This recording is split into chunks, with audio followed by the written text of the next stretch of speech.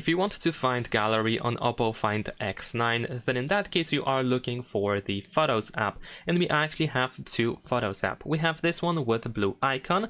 It is added by default into the home screen, but of course you can also find it in the app drawer, and this is the gallery app that we have on OPPO Find X9. This is the OPPO's app, not Google's, and as you can see, it definitely looks like a typical gallery where we can find photos and videos over here. We can also switch to albums and so on and so forth. Besides that, the second app that we can use is Photos app as well.